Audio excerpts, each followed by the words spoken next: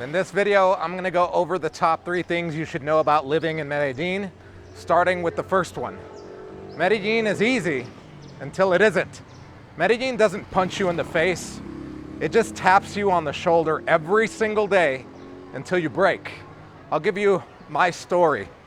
I got here back in 2010 after being deported from the United States. So that means that I didn't want to come here. And at first, life was amazing. You know, the first couple of months, even though I was completely broke and I had to get a regular job here, I became an English teacher. I was living out of a hostel first, and then I started roommating with people. And you know, those, depending on where I lived, I would get on the bus or the metro at 5 o'clock in the morning. And it was super fun getting on a crowded bus, 5 a.m., people going to work, people, you know, the bus driver having the music on. I don't know what happened over here. Well, this guy was trying to park a motorcycle and it fell on him behind me.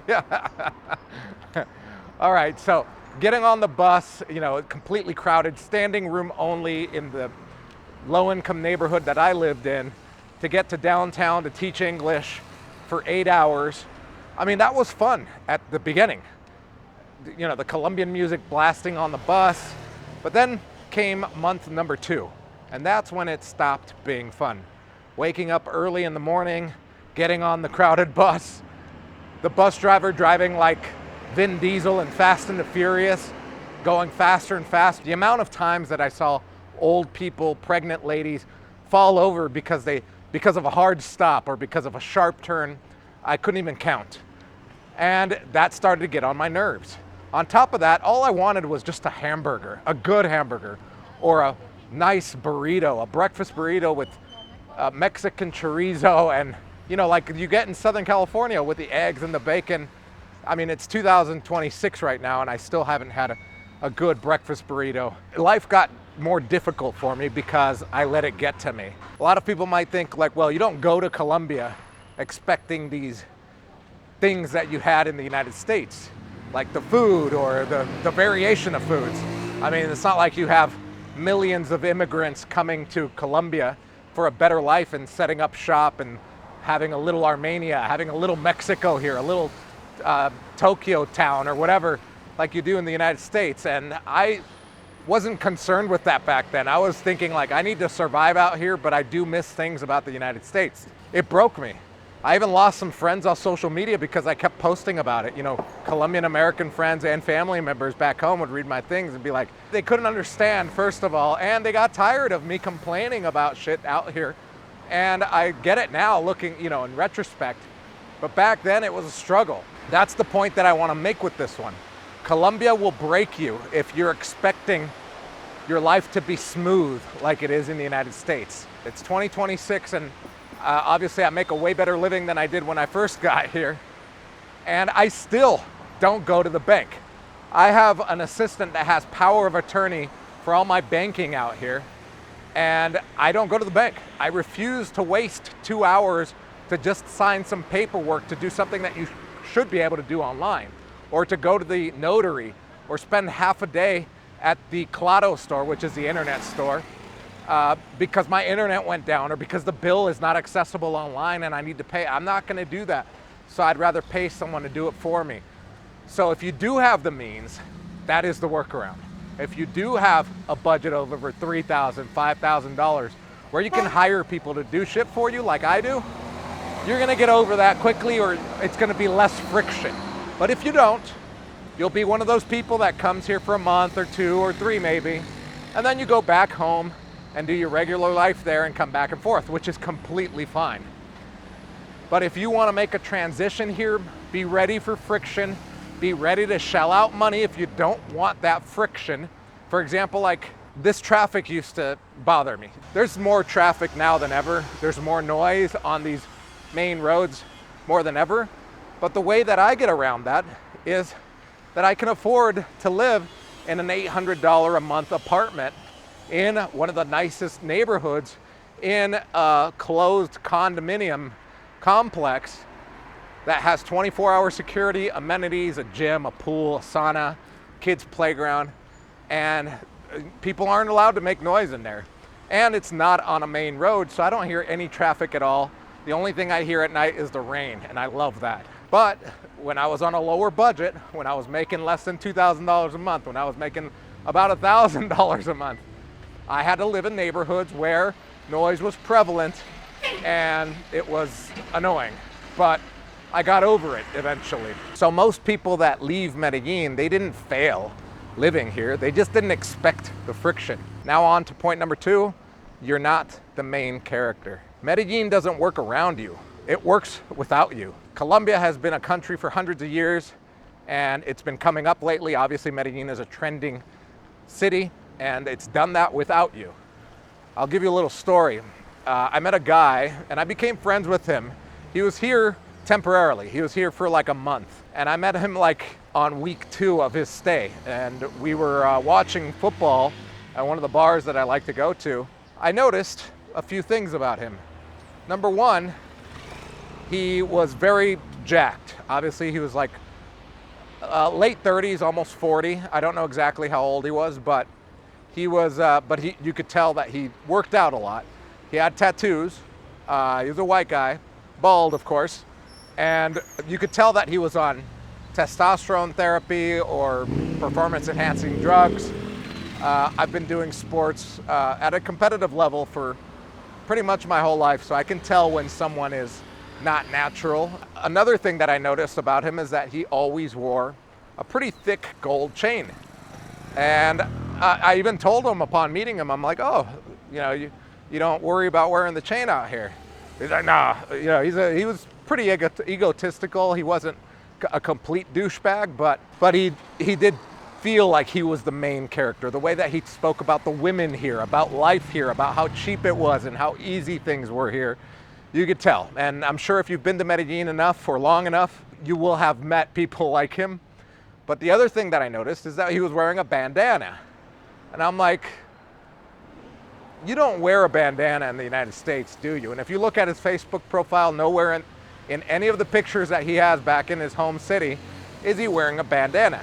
In the United States, I would never wear a bandana, first of all. I come from LA. You could get killed for a bandana, but most white people in the United States aren't wearing bandanas. But I've seen that. He's not the only guy. I've seen that where it's not just a bandana thing, but it seems like some people come and they think they're the main character and they change who they are a little bit, or sometimes a lot, to stand out maybe, or to show that they're tough. So as I got to know him a little bit better, I saw him, a couple days later for Thursday night football, and I'm like, all the tattoos and the muscles and the bandana doesn't ward off people here. A hood guy will not care because he knows that your muscles aren't going to stop a bullet if he wants something from you. And he's like, it's safe here. I've never had a problem. Well, guess what happened to him? He was out one night. 2 guys on a motorcycle rolled up, pulled a gun out, took his chain and his Nikes. They made him take off his shoes and robbed him for both. He was so traumatized after that guess who hasn't been back to Medellin? That was 2 years ago. I haven't heard from him or seen him back here. He's probably going to somewhere where he can be that obnoxious person. So what I'm trying to say is that you're not the main character in Colombia, and Colombia will humble you quickly if you do think you are. He's not the only story that I have in my 16 years here. People like that don't make it here very long because they self-destruct. Many of you know that I have a company here called the Medellin Masterclass.com, which is a relocation service, and we filter people out. And as soon as I get a whiff of someone that is arrogant or thinks they're the main character, we don't allow them in the Medellin Masterclass. We've cultivated such a great group of people that are like-minded entrepreneurs or retirees, couples, families, people that want to make a great life out here, that we filter those people out. So if I'm describing you as one of those like-minded individuals that does want to relocate to Medellin, whether it's part-time or full-time, there's a link in the description below to a form where you can do a one-on-one call to see if the Medellin Masterclass is a good fit for you. If you've got questions, you could also go to MedellinMasterclass.com and check out the information there, and then you can get on a one-on-one call to answer more questions. But yeah, that guy was out of control. So the main point of this one is that Medellin's not going to bend to what you want out of it. You're gonna have to be the one that bends. And it's either gonna cost you money, time, patience, or you're just gonna leave. Which brings me to the next point. Medellin amplifies who you really are. Medellin doesn't change people. It actually shows who they really are, even more than where they're from. I had a friend here who, in the United States, he was a weekend warrior type of guy, and not like the good kind where he would go out, hiking or camping, but weekend warrior meaning like as soon as Friday hit, it was time to party, to go drinking, stay out late, etc. I don't know if he did drugs or not in the United States, but as soon as he got here, because it's so much cheaper here than it is in the United States, he became an alcoholic and he started to do drugs. We were out at a party one time. This was in like 2014.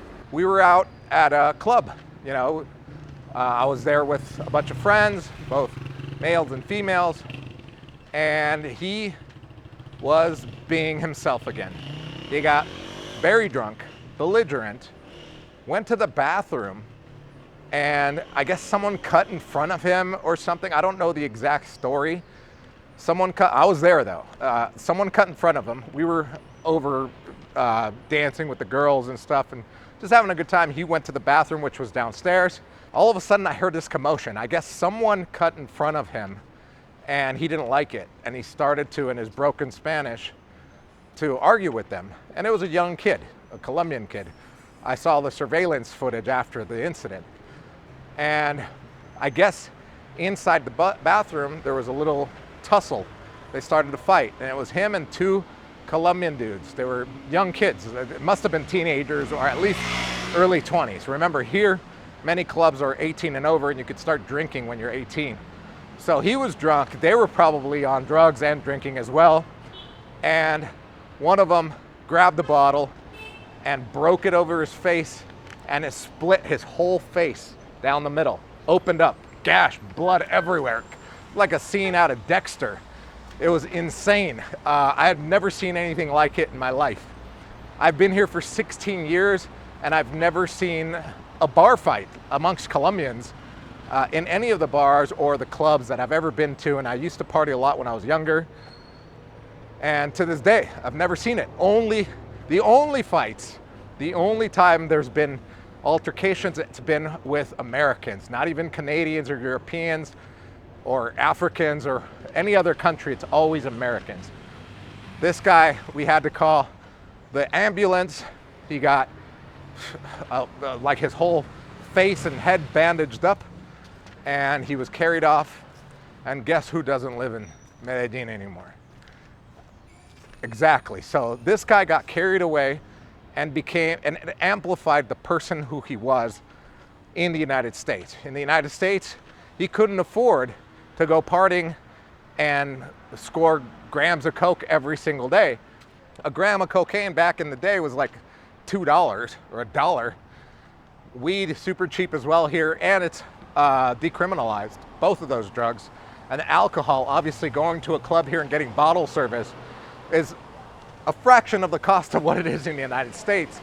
So getting addicted to that lifestyle and amplifying who you want to be or who you are in the United States is a common problem here. So the point that I'm trying to make is that the city turns your personality up on max volume.